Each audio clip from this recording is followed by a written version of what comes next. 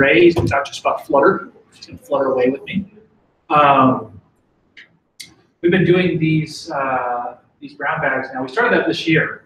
We've been doing these brown bags just to have a way for people to meet one another and see different technologies and things that we're working on, and also to get to connect with you guys and see what it is you want to hear or see. So if you have feedback on these, we appreciate that. If you have questions, please ask them as we go.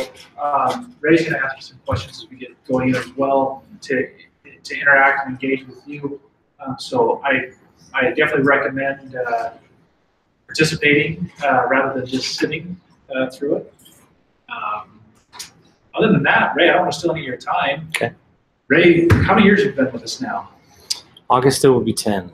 I thought it was your 10-year coming up. I couldn't remember it was 9 or 10. So yeah. 10 years and been in this space for almost all of that 10. Yeah. So, well, cool. Yeah. Ray, okay. I'll let you get going. And thank you. Okay. All right. Welcome, welcome. Glad to see all these smiling faces. It's awesome. You guys are like my favorite crowd today. So that's cool. Let's get started. Brian kind of alluded to my tenure here. I don't know, Chick. Maybe I need to go on sabbatical or something. We'll have to see how that works. You know, kind of in terms of introduction, this is just kind of my info. If you want to talk to me about more on the mobile. So I do a lot of mobile development. I also do a lot of other development too. A lot of back end. Oh man, a couple different languages. Java is one that I do. Python, Ruby. I've been doing a lot of Ruby backend work too as well. And then of course the mobile. So a lot of Android and iOS work. I have done a lot of work with kind of third-party technologies like App Accelerator, Titanium, and some other ones. I really don't like those. And so I was really hesitant to actually pick up Flutter and see, because I'm pretty kind of staunch. I want to stay native. I love native and I want to stay native. But as I got into it and really talked to some other developers, I realized kind of the benefits that it can have. So in terms of an introduction, that's kind of me and what I do.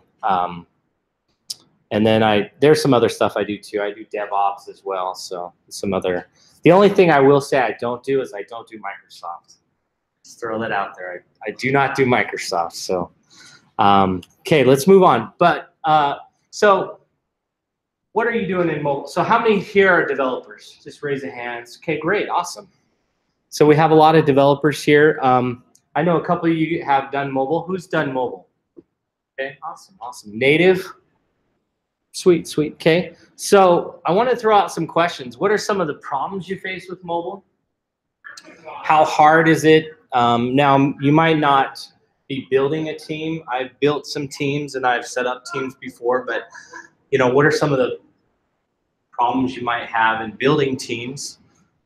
What are some of the issues that arise when you're building, like I've built Android and iOS. What are some of the issues that you have in building both platforms if you do native? So I want to throw that out to you guys. What do you guys think? What are some of the issues that you're facing in mobile? What are some of the pain points that you have in mobile development? Any thoughts? Well, in iOS, you have to have an Apple. Okay. Okay. Yes. Flutter does not fix that problem, though. That's inherent to Apple. You repeat the question. So with iOS development, it requires that you have an Apple. So you have to have a Mac in order to do it. So Flutter doesn't take away from that. But whenever you build Apple products, you have to have an Apple Mac. So any other issues? Cross-platform. Okay. Okay. So cross-platform communication. Are you talking about the back end or more between the devices themselves? I mean, I guess both on that matter. The back end's a little bit of a different piece, but yeah, I was referring to mostly just both of them natively talking to each other. Okay. Okay. Now, I've done both iOS and Google Play. I created the game, tried to put it in both of them. Google was a lot simpler, I thought. Google Play than the iOS. It's kind of complicated, and more of a complicated system and more bureaucracy attached. Okay. Okay, great. How many of you have built teams or been part of that process of building a team? What are, Brian, yes, you have. What are some of the issues that you find in building mobile teams? Or what do you think might be some of the issues? Any thoughts? Like for Android, Java, there's more people know Java than I've seen Swift. So the iOS guys and have experience with anything. The Android guys know Java, they just don't know Android. Don't have the language barrier that iOS developer would have. Okay, great. Yeah, that's one that we run into quite a bit. Brian, go ahead. I'd say for me, a lot of the issues we ran into are the full stack nature of development. People like you, Ray, you're a unicorn. The fact that you can do a full stack. He alluded to a Java developer. A lot of Java developers learn Android and they can kind of do full stack stuff. Oftentimes not well. Yeah. I would say more dangerous to me is people that think they can really can't. Get in there and try to dabble in all the spaces and then end up doing none of it very well. So it just creates more technical debt rather than actually creating an application. Yeah. There's exceptions to that, but it's, yeah. Okay. From my experience when building two teams, the problem that we run into is, you kind of alluded to it, it's just finding the developers, finding good developers that can do, mobile development. And sometimes we run into the issue that we'll find more iOS developers than Android. Android are kind of far and in between. We don't find a lot of really good ones. We find a lot that are, they know Java, they're trying to jump into it and go from there. So in building a team, when a client comes to us and says, hey, we need a team, we need to staff iOS, we need Android, we need to get rolling, it's really, really difficult to find all the players on that team. So with this presentation, what I want to do is I want to kind of discuss an alternative solution. What can we do to solve that problem? What are some of in fact, how can Flutter help with that? Since we're mainly all developers here, I'll switch it up and take the approach of let's talk about how Flutter can help developers. First, what I want to do is I want to discuss just Flutter. Like, what is Flutter? You probably have that question. What is it?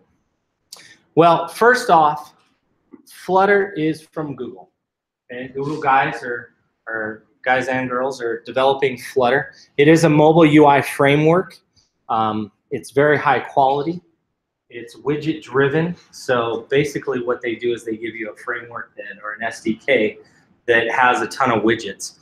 One of the problems, and I don't know, Patrick, if you want to jump in or anyone else wants to jump in, when you're developing, one of the problems that I have is I'll have people come to me and say, hey, look at this cool thing that Instagram's doing. Can we write that? Can we do that?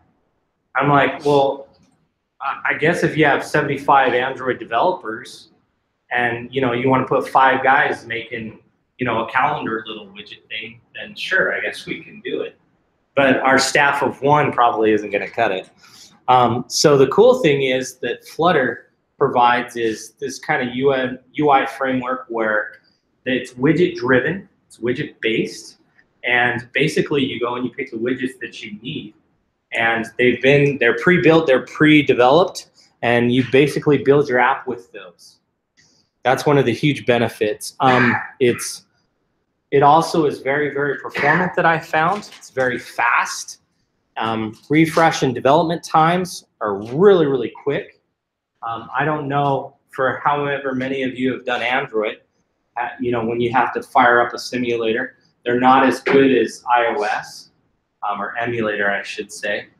One of the problems that we have is kind of if we're developing a page, how fast can we iterate changes on that page? With Android, it can take forever to make your change, deploy it, go through the app, and log in or do whatever I need to do. So Flutter allows us through a process called hot reload. Basically, if you kind of think to the days of if you're Java developers, kind of like hot swapping your code, but it actually works, so that's cool. It is called hot reload or hot reloading, and it allows you to maintain state on a specific screen, and you can just reload that screen very, very fast. I mean, it's just, you save the file, hot reloads, and you're off and running. And one of the other benefits I like is that you have native access to the actual platform. So if you're developing, as mentioned, it works on both Android and iOS, but if you need to get down, let's say, to camera, or if you need to get to GPS, if you need to get to some other part of the platform, you can actually get to that with Flutter. So it allows you to integrate with that. So who can use Flutter? Obviously, as developers, we can use it, but I wanted to show some other areas that maybe are outside of developers. I don't think we have. Anyone do UI UX? Okay. So developers, we can kind of skip that. We kind of know about that. Designers, they have the ability to actually use Flutter to create, as I mentioned, it's based on widgets, so they can actually grab and pull widgets. They don't really have to understand the coding, if you will, and they can go in and actually use these widgets and create applications. And that gets us to prototypers. They can actually go in and prototype applications through Flutter and create kind of what they need, and then they can pass that off to a developer. Instead of doing something like in Prototype or Sketch or some of these other tools, they can actually jump into Flutter. They can actually create like, hey, I need a widget, I need it to do this and this, and they can actually use that and then pass that on to developers. I mean, a technical VA can do that, somebody who's technically. Yeah. So VAs could actually start. Yeah. One of the benefits that really researching Flutter is that they actually said, this is really good for people that do not have coding experience. It's not difficult. Now, if you want to get in and obviously write the code of the action and populating stuff, sure, that's more of the coding. But to actually create more of a prototype of like, here's what I want to lay out. I'm just going to hard code these values. Very, very simple. They can run it.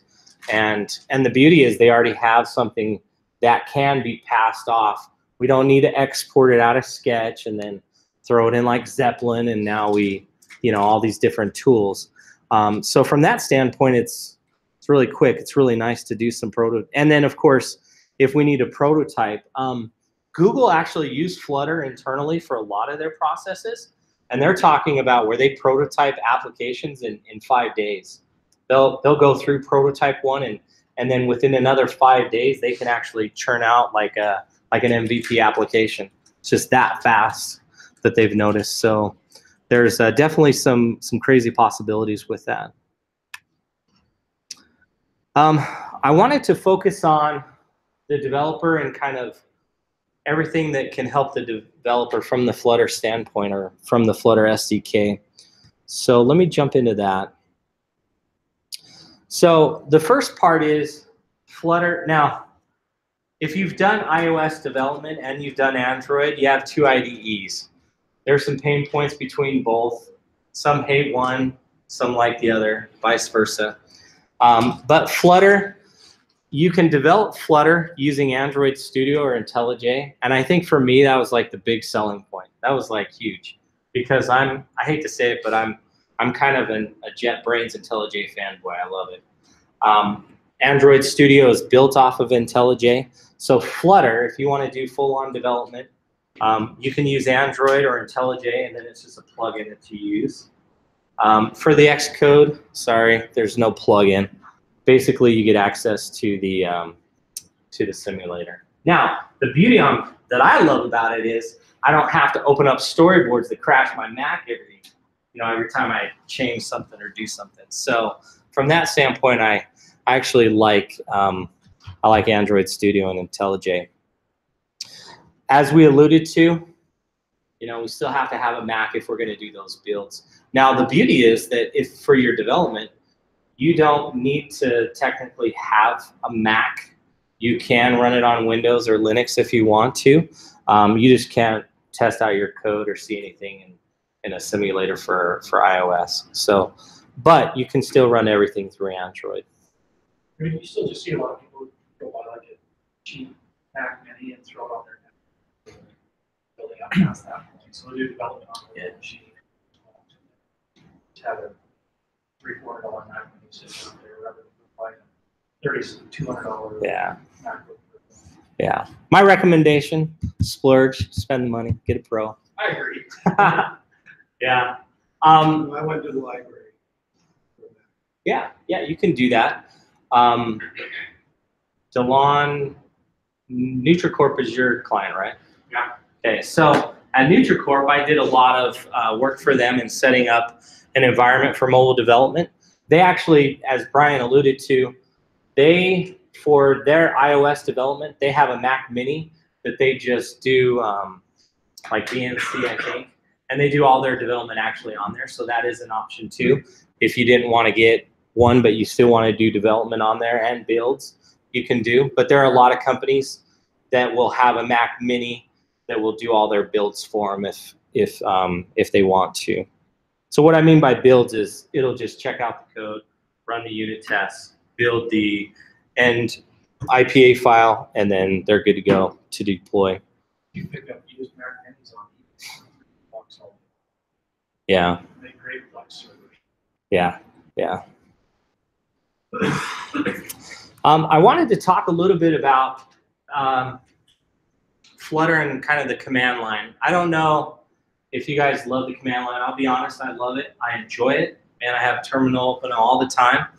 Flutter provides these. A lot of these commands are actually built into their plugin. So if you don't like to run the terminal and do that kind of stuff, you can run it inside of Android Studio, and it'll be just fine. It'll be awesome. You'll have everything that you need in there. And some of these commands are actually ran for you, so you don't have to worry about them. But since I love the command line and I'm presenting, I am going to show you some of the commands to run. So Flutter Doctor, basically what that does is just, I don't know, for those that have a Mac, if you use Homebrew, Doctor comes from that, where you can actually go in and just say, hey, tell me the status of everything that I have in my environment, right? And that's all it does. It just spits out, displays a report to you and says, hey, here's everything that we found, here's versions, everything that you need, here's some warnings, and you can go and fix these. So it's a great little tool. From there, I'll usually run an upgrade, like if there's a new library or new version of the SDK that I need to upgrade to. It'll handle that for me. Any packages that I need to, or that I already have installed, it will go ahead and upgrade those packages for me if I need to. So it's actually pretty quick. And then, of course, if you want to run your application from the command line, again, if you want to do all your development in Atom, if you want to do it all in like Sublime, that's cool. You can do that. You can just run all these commands outside. So Flutter will run your application for you and start up the simulator or emulator, or run it on your phone if you have it connected. Now, here's some of my favorite ones that I like to run. Obviously, we got to build. So the cool thing is you can actually pick and say, I want you to build the iOS version. I want you to build the APK, the Android version. Or I want you to create a package for me, which is the AOT. That's kind of your core package if you want to just build that. And then you can give it to, you can share with people on the internet, throw it up on GitHub or whatever.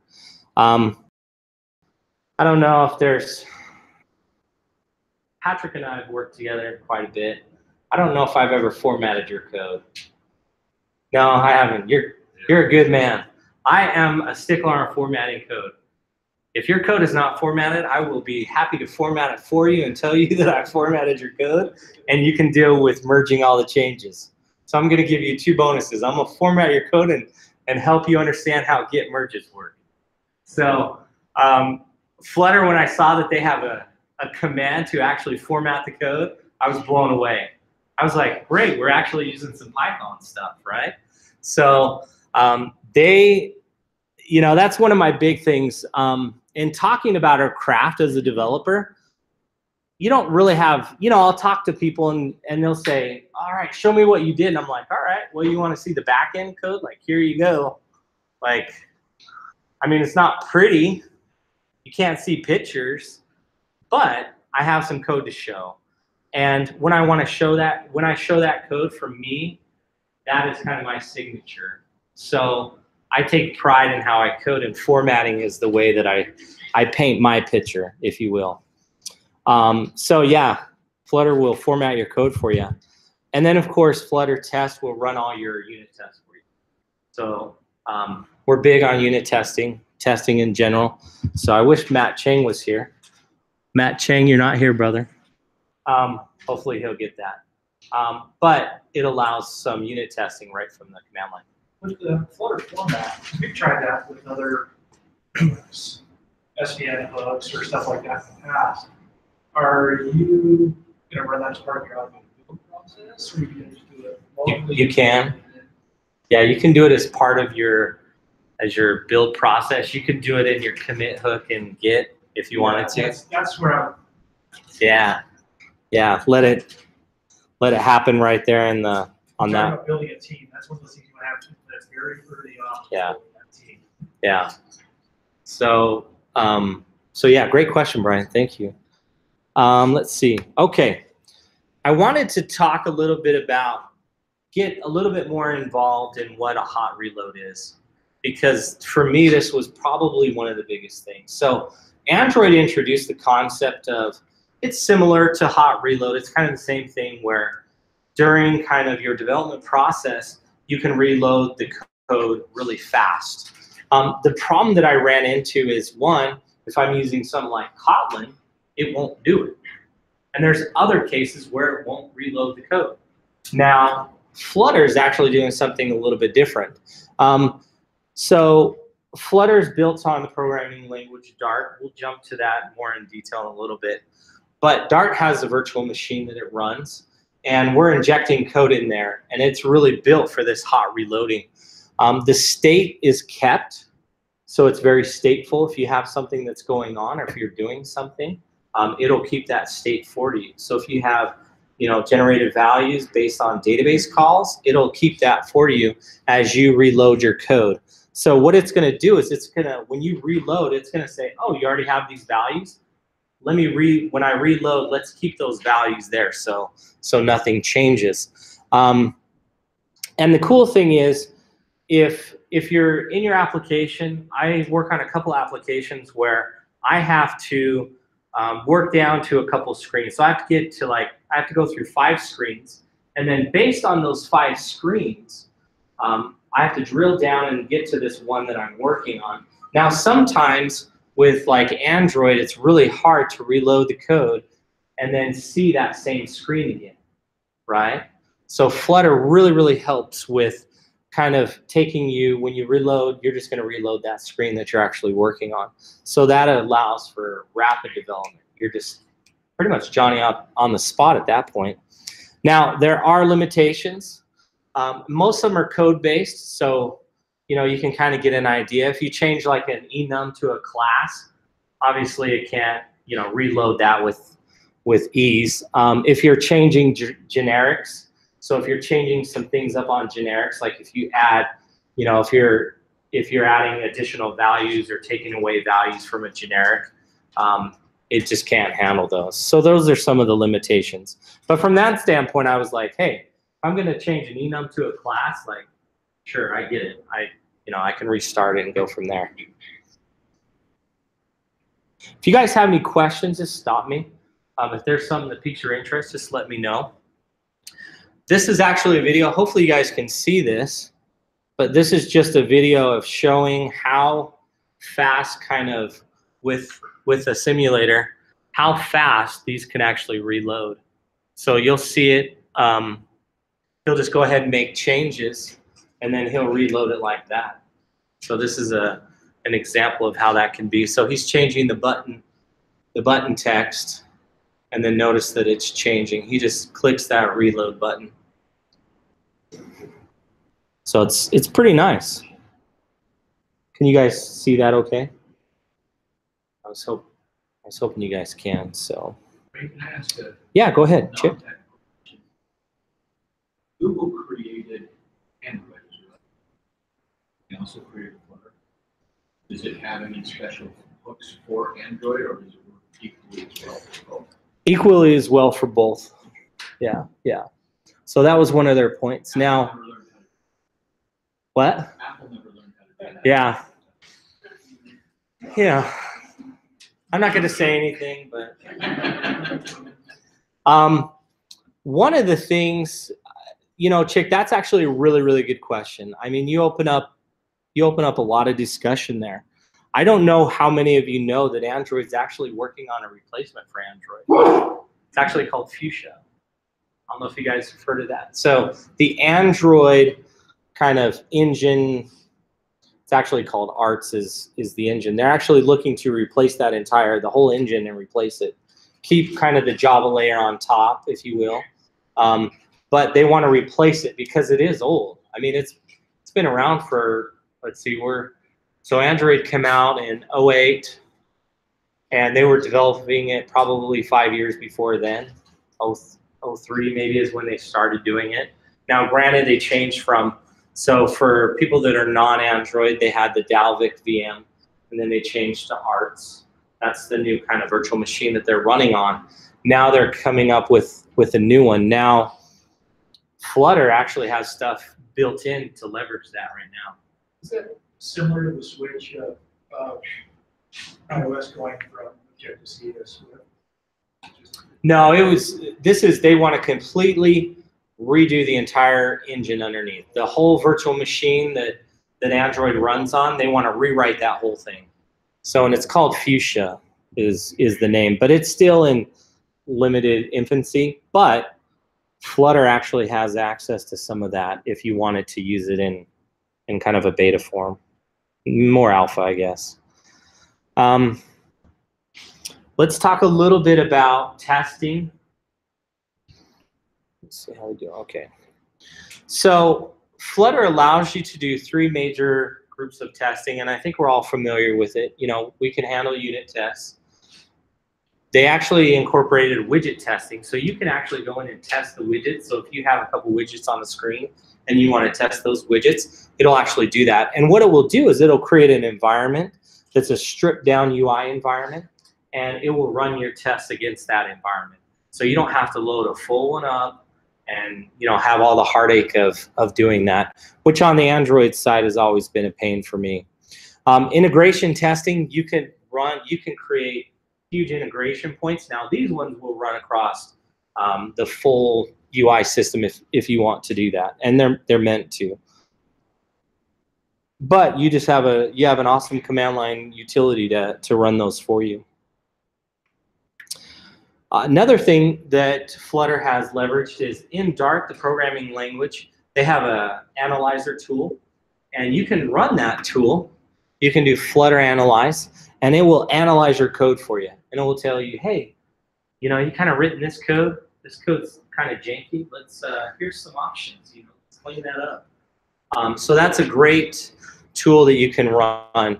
It helps you find mistakes, and when it runs, it actually uses your type annotations. If you don't use type annotations, it doesn't leverage the complete power of the analyzer. So definitely whenever you do use the analyzer, try to make sure you're using types. And what I mean by that is, you know, you can use var and then give it a variable name. You can throw an integer or string or whatever. It'll handle it. But if you specify your variable as like a string or an int or whatever, it'll use that to do more analysis on your code and find possible mistakes. Dart has this observatory portion that I think is actually pretty amazing. This comes back to, let's say you don't want to run, or let's say you're a prototyper or, you know, a designer, you don't have to have the IDE to do this. When you actually run Flutter, Flutter will give you just a local URL, and you can pull that up in your browser, and you can actually run into debugger and debug your code if you want to. It provides a lot of information. You can do step-by-step debugging if you want to. You can have a visual debugger. You can look at things in different ways. You can see, for example, how all your widgets are lined up and how they work and how they're integrated together. You can actually profile your application if you wanted to. So if you don't want to use Android Studio or IntelliJ, you can actually use this. And I personally haven't used it yet. I'd rather just do it in Android Studio, but there is an option there for you. So that's pre-canned, pre-built in. You don't need to install anything extra for that. It does debug mode assertions. Gives you can the application layer, you can debug the application layer, which is really nice. As I mentioned, kind of visual debugging. If on Android, if you've ever turned on the visual, so in your UI, you can actually turn on the visual portion. We'll show you how boxes are drawn and how they're all done. I don't know if any of you have ever done it, but you can turn it on. It's a great little feature. Flutter actually has this built into it where it will actually do that if you want to look at kind of the visual, how things are laid out, how stuff goes around it. It will help you debug animations, performance, things like that. So, and it's cool. If you're in your browser and that's where you want to be, it will do that for you. Let's talk a little bit about widgets. So with Android, here's, sorry, not with Android, with Flutter, here's some widgets that were actually built using Flutter. You'll notice kind of just how fast and how smooth. Some people call it smooth as butter. I don't know if any mobile application is smooth as butter, but we'll take it at face value, I guess.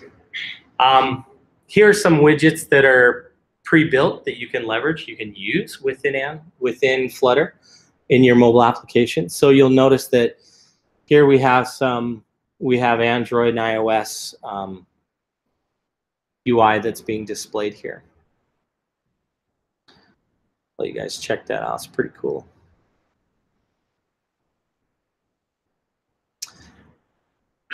In Flutter, widgets are everything. Everything's built from a widget. So if we think about Java development, kind of object is the top level. In Flutter, it's widgets. So everything is built on a widget. Their idea was, and again, I'm kind of going to go back to what I said before, is I don't want to spend my time creating these widgets that, you know, someone wants to mimic something in Twitter, or someone wants to mimic something in, you know, another application. Like, I don't want to do that. I don't want to spend my time coming up with a widget and doing that. What I want to do is build the core, the meat, the value of the application, and then use the widgets that are already there for me. In my opinion, iOS has more, or has a better, they've done a better job with kind of their widgets and how they've implemented those. I think Android is probably on the, I really don't like a lot of them. With material design, I think they've improved that. However, I still think that they have a long ways to go. Where Flutter, the thing that really drew me to Flutter was that they already have these built. They have a team of core developers that are building these. And I can just go in and say, you know what, I just want to use that one. I want this one, I want that one, I want to put them here. And I don't have to worry about, oh man, how do you do that in Twitter? Like, you know, when they tell me, like, well, Twitter does this. Oh, okay, I don't want it. Or I don't have, you know, 6 months to figure that out. Widgets, you can have state on widgets and they can be stateless. So state would be something, if a variable is going to change, it'll keep track of that for you. Now, the reason why I talk about widgets is because of how fast the rendering portion, and we'll get into this. When Flutter renders a screen, it looks at the widgets that need to change, and then it only changes those. It doesn't redraw the entire screen. It just redraws what needs to be changed. So that's where when widgets hold state, then it can say, oh great, you know what? You have the person's first and last name. I can redraw you and you can keep your first and last name. It's not going to appear as first name, last name. But when it redraws, the redrawing process doesn't have to keep that all in memory. The widgets handle that for us. Okay, this is probably one of the coolest features that in Flutter. I mean, there's a lot, but this one really, when I found out about this one, I was like, all right, I got to talk to some people and see, because I couldn't really grasp the concept. So, platform channels. Hopefully you guys can see that. Can you see that, guys? Okay. So the Flutter app, we have our Flutter application. Now, let's say we're writing Java, we're writing Kotlin, we got some Swift, maybe some Objective-C, some old, Objective-C code that we need to incorporate into our application. What Flutter will do is it's actually similar to Xamarin, where you have the two platforms, where you have Android and iOS, and you're building for them. Now, the core of your application can be written in Dart. Okay, write once, run everywhere, right? Kind of like that Java idea. So we can write our core in Dart, and then if we need to access like camera or GPS, or we need to do something specific on that platform, we can write the code for that, or we can leverage the code if it's a third party, like a third party. Oh, sorry, let me go back. There we go. We can leverage that code that's over there. So for example, if my team loves Kotlin and they want to write in Kotlin and not Java, I can access that Kotlin code or Java code from my Dart application. Same with iOS. If I want to write in Swift or Objective-C, if I have some libraries that I built, I can leverage those. So for example, if I had an older application written in Objective-C and I had a library that I wrote that's for our organization, I can drop that in there and still access it from my Flutter application. How it does that is through a process of messages. So it'll send a message. It's sent asynchronously. So we're not, making the UI, unresponsive at that point. And it will just send me back a response. So it'll go out and say, hey, run this for me, and then send me back a message and let me know when it's done. So it's actually a really killer. I just love how it works like that. So if I have something that, again, I've written it in Kotlin or Java, I can just send it over there, say, hey, process, do this, do whatever, and then let me know when you're done. And that's all asynchronously at that point. So that's how, when we talk about kind of platform-specific code, this is how Flutter deals with that. So it's not generating code, it's not doing anything. It's saying, hey, your code's already there, you've written it. I'm going to create this channel, if you will, that says, I'm going to send you a message when you're done, send me something back, and we're good to go. That's for those Android developers, it's very similar to what an intent does. Same concept, same process. Okay, let's talk about Dart, the power of Dart. I didn't know what to say, so I just put the power of. Dart programming language, I'm not going to spend too much time on this one, but just know there's a concept called tree shaking. Obviously, you can read what it is up there, but that was kind of a new topic for me. This happens a lot in JavaScript. And basically, the Dart programming language uses the concept of tree shaking to do the hot reloads, where you're changing and making modifications. It doesn't eliminate the code, it just runs all of your code paths and makes sure they're up to date. So it'll look at your code and say, all right, you have all these paths, let me make sure that these are good. That's called tree shaking. Now, some people will say that in some programming languages that it will actually eliminate those paths. However, in Dart, it does not do that. Sound type system, that's basically just when you have static compile, and then when you're running, you're doing type checking of both times. That's a sound type system. And then on Android, if you guys are familiar with garbage collection, Patrick and I were talking about Arc on iOS. When that actually runs, that's a whole nother conversation we can get into. But garbage collection, basically we're cleaning up objects. the Dart VM is very, very good at handling objects and very like hundreds of thousands of small ones and managing those for us. So that's like the real power. If you've ever done Android development and you've watched the garbage collector just go crazy and then your whole app's like frozen, that's a sign of like, all right, I'm creating too many objects. But with Dart, it that's what it's built for. Let me talk a little bit about some of the benefits of Flutter. So as a team, if you're thinking about Flutter and incorporating Flutter into a project, here's some things or some benefits that you can take away, you can use with managers or execs and say, hey, here are some awesome benefits. Let's look at this. It has, as I mentioned, it has powerful developer tools. You're not locked into anything in terms of like your IDE if you need to. Granted, there are some restrictions for iOS.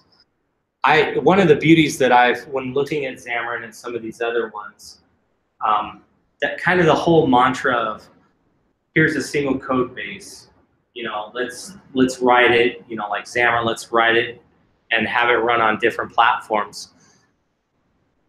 That's just a huge part of this, is that you can actually use Dart. One of the things I didn't talk about is you can actually take and create your own packages that are Dart packages, and you can actually share those with your other applications. So kind of, Kevin, what you were talking about is, maybe these apps talking. When you mentioned that, I was thinking, oh, cool. Like, what if we had code that we wanted to run on iOS and Android, but we wanted to put it in many different projects? We can run Dart code through Flutter and just say, all right, here's the package that we wrote. Like my organization, I wrote my own piece of code that works with something. A prime example would be, we have a client. I think it's Chris Lake's client. It's what's their name? They make Cricket. The Cricket. Is it Cricket? It's called Cricket. It used to be called Pro. Oh, okay, that's what I was wondering. Okay, so like Cricket, right? I don't know how many have Cricket machines. My wife has one. They actually wrote code in C, C++ that runs on iOS, and they were trying to port that over to Android. And I was like, okay, you're going to kill yourself doing it, but it's very, very difficult. But it was to hook into their Cricket devices. And so, we went back and forth, and it was very, very difficult, very, very hard to do on Android. iOS, it worked really good. But when I was looking at this, I thought, man, if we just wrote that code in Dart, here we go, boom, we're on, both platforms. Yeah, go ahead. Okay, so it sounds like where the industry is going is to a point where we can write mobile in one language and then go to both devices, iOS and Android. So we no longer have to find an iOS developer or find an Android, find a guy that can do both. Is that accurate? I think they're trying to. I think with these tools like Flutter, Xamarin, they're trying to get that way, where they can write the code once and then deploy it on multiple devices. Is there still an advantage at this time of writing directly? It would be for those types where you need to leverage like the hardware on the device. So like if you're interfacing with the camera, for example, or if you do in video recording or GPS, or if you have a dongle that hooks into your phone and you need to interface with it, writing app-specific code, you still have to do that. Now, the beauty with Flutter is that for a lot of these, that app-specific code, like I mentioned hooking into the camera, hooking into sound or video, like the core Flutter guys, the team, actually has written those packages that you can say, oh, I need camera. Here you go. Bring in the camera. Great. It's already there. I can interface with the camera. Now, if you get very, very specific, like I have a client that's Go React, and we're doing like hardcore video recording, where we're doing stuff very, very specific, that kind of code we would have to write specifically for each platform. So we still have to know the platforms and understand them. But it's easier where you know, if we need to pull in some guy to write some iOS stuff, that's great. Rest of the team is in Dart doing their stuff. That's cool. Yeah, no problem. So if you're thinking, you know what, Ray, this is awesome. I want to jump on it and I want to get moving. That's cool. I got a game plan for you. Add it to your CDP and we'll get rolling. Right, Brian? Let's do it. So as you're thinking about Flutter, I've talked to a couple people that are trying to jump on it. So I know at Ancestry, there's a couple guys that are trying to start working on Flutter and moving towards it. So I asked them, you know, like, what are you guys doing? How are you guys doing it?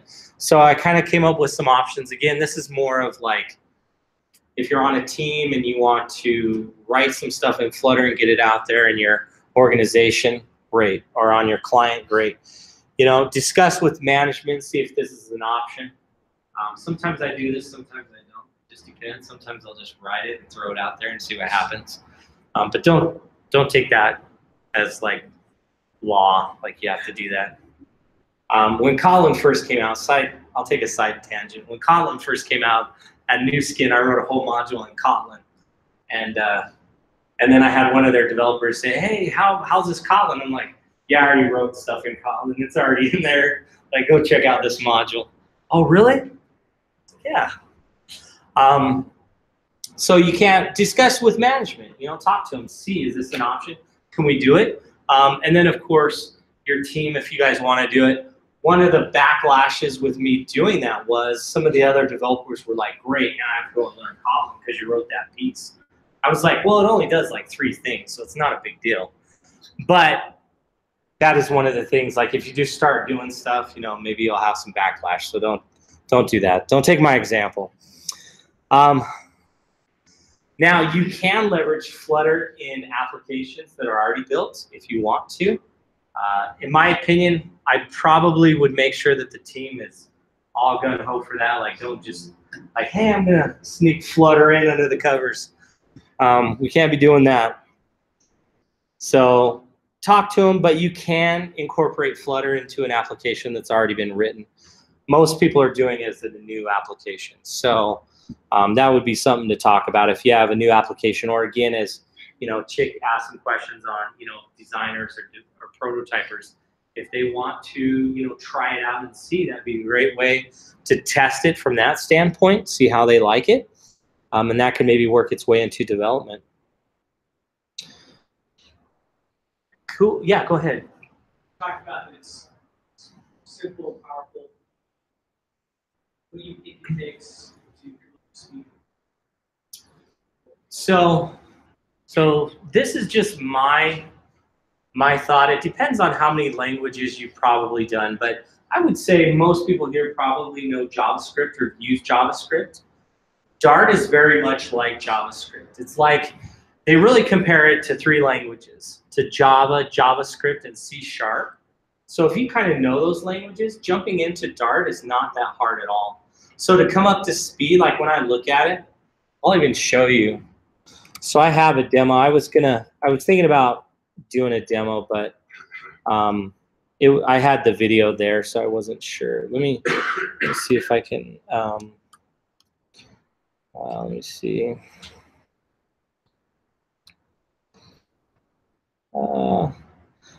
Android Studio. Let's see. I don't know. That's kind of hard for you guys to read, isn't it? Can you guys see that okay? Maybe I wanted to up the fonts, but it's a little small. Yeah, let me see.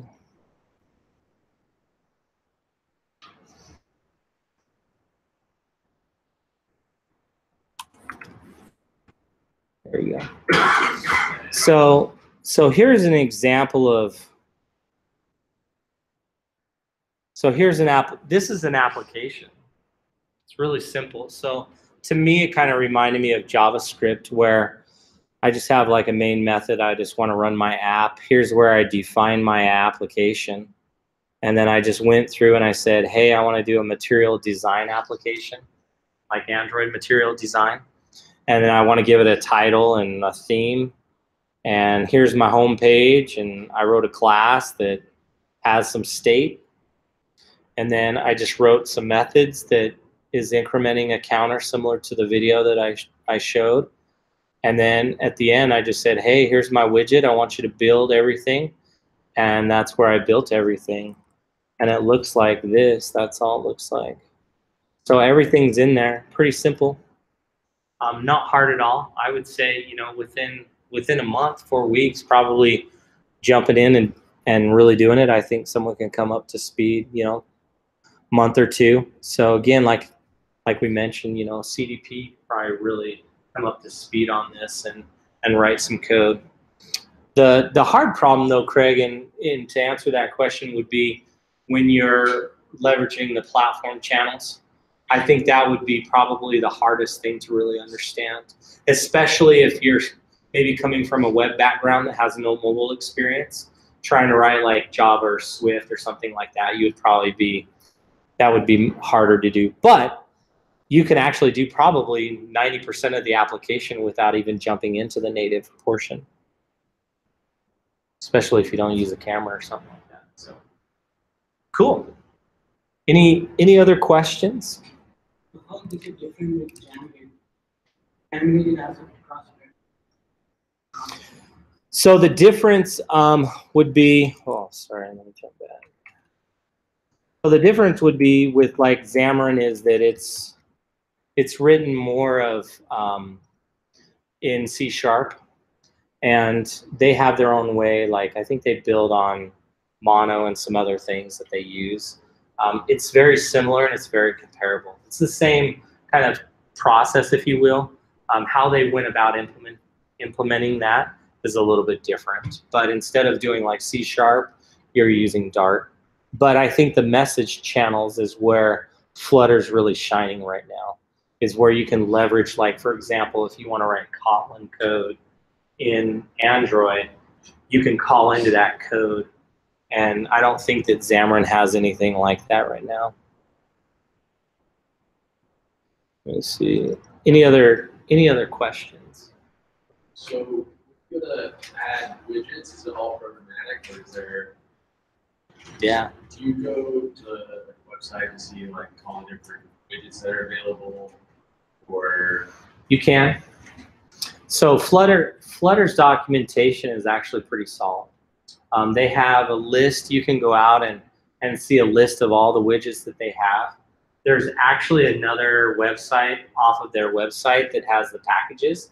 So if you wanted to go and browse like packages, you can, and see what other people have written. And you can pull those into your code. Since Flutter went, they've released the beta version. And so a lot of people now are starting to submit their packages. And so it used to be just the core Flutter developers wrote packages. Now you're getting a lot of third parties that are throwing stuff in there. So I would say in the next year or so, you might even see some packages from like, you know, big companies like Uber, Twitter, you know, Facebook will probably do some. So yeah, it'll actually be pretty nice. Yeah, go ahead. So is this like Google's answer to right? For people like you who just go to Microsoft, like, well, here's a similar solution, kind of the same function. Yeah, yeah. So I do think it is.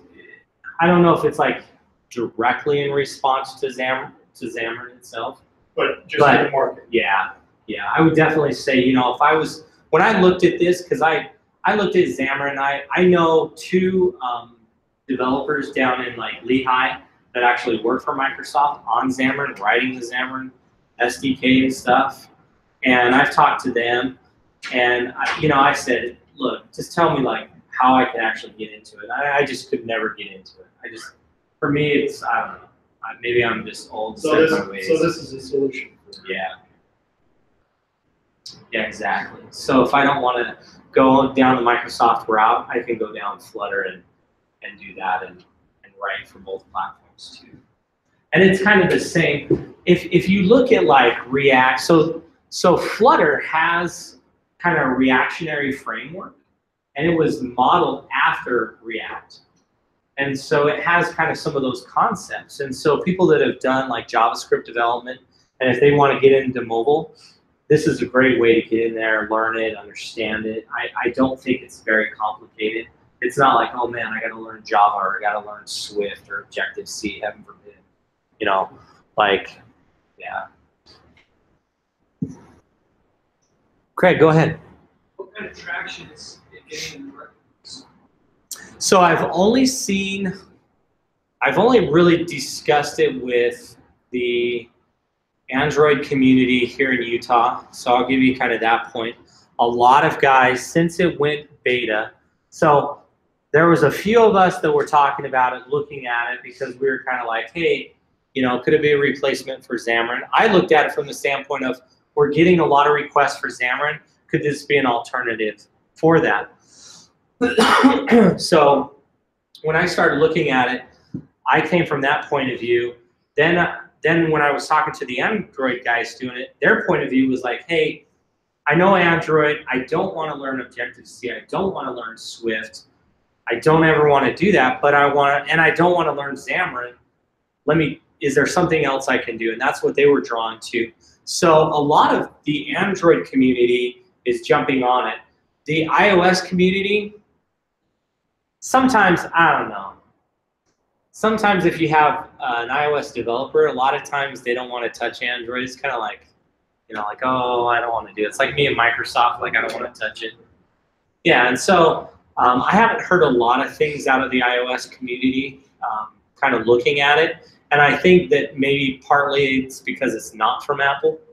And so they're probably like, it's Google, like, let them do what they want. Or, you know, same thing with Xamarin. A lot of them don't jump into Xamarin either. So, but when they announced the beta release, there was a lot of hype and a lot of people looking at it as, you know, like, hey, these guys are doing some really good stuff. Let's see where it goes. And then two, as Chip kind of helping me jump onto Android and their new Fuchsia VM virtual machine, that's kind of pushing Flutter into there as being one of the primary development methods for that new platform, if you will, that new virtual machine. So Google's kind of pushing it. Google has used it internally for a while, especially the Dart programming language. I believe 75% of their, this is a statistic that, again, I'm not 100% sure, but 75% of their products that generate revenue are using some part of the Dart language to handle that. AdWords is probably one of their biggest that uses Dart. And so Dart itself has been proven, and with Flutter using Dart, that's just kind of another notch in the cap, if you will, or notch in the belt. It's pretty solid. Yeah, great questions, Craig. Thank you. Anyone else? Any other questions? Dart, there was the VA engine. You mean the VH, the one that Google Chrome uses? Yeah.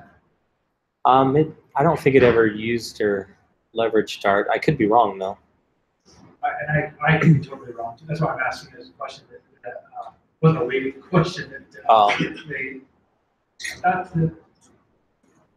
It was kind of their response to not TypeScript, but sort of TypeScript, Dart, VA compiler or engine. Anyway. Yeah, I don't know. I didn't hear about it, but. And so it's open source. Yeah, so Dart is open source. It's backed by Google. There's a lot of guys that use Dart. They're building servers out of it. It's high performance, you know, concurrency and all that built into it. Very easy. Trying to think. I haven't used Dart outside of Flutter, so I'm not entirely sure. I've read about it and reviewed it, but I've never done any like hardcore programming in Dart outside of Flutter. But you could. And you could definitely, again, take some code that's been written in Dart and bring that into your mobile applications if you need to, you know, if you're writing some of that stuff. Now, some of the, as I mentioned, some of the benefits with Dart is, you know, the compiler's really, really good. It's meant for, you know, kind of this high performance, you know, situations that you need where, especially on the mobile device, when you're constantly refreshing or redrawing, repainting screens, it needs to be just lightning fast. So, yeah. But it is open source, so you can jump in, you can submit pull requests, do all that stuff. Change it up, add your own features. Cool. You see the future, this is pretty good. So far, I mean, it's hard to say with, you know, with any project. I think that the development community, especially around the Android. So in Android, you have two big kind of pushes. You have Flutter that's starting to come up. Kotlin's been going for a couple years. Kotlin I've been doing for 3 or 4 years. It's actually not Google's. It's JetBrains. Those guys open sourced it, and people are jumping on it left and right, especially in the Android community. Not so much in the Java. I do see some people. I've written Java backend code with Spring Boot in Kotlin. Works fine. I mean, it's, you know, it is what it is. But those are from the Android side of the house. You're seeing a lot of companies moving towards Kotlin, and to me, Kotlin is like, it's comparable to Swift. It's a low barrier of entry, if you will. And a lot of people are kind of seeing that as like, oh, if I'm doing Android, I have to do Kotlin. It's not obviously the case, but a lot of people have that thought. Same thing with iOS, like, hey, everybody's, you know, it's Swift, it's all Swift. It's like, yeah, you can still do Objective-C, but obviously Swift is a little bit easier. Kotlin's the same way. It's a little bit easier, I guess. So we're at 1 o'clock. Oh, okay. So, no, you're good. I just want to be respectful of people's time. Yes. So, if there's any other dying questions, Ray will still be here. And answer. Yep. Want my 2 cents on Kotlin? Go talk. Don't come talk to me. No, definitely. I think you should, because Brian has great points. We've discussed it before. Definitely talk to him, man. Get everyone's opinion. I think it's, in my opinion, I think Kotlin right now, because Google announced that they're going to support Kotlin, I think everybody is using it as like one of those hot things. Like, it's kind of like the JavaScript framework of the week. Kotlin's like programming language for Android.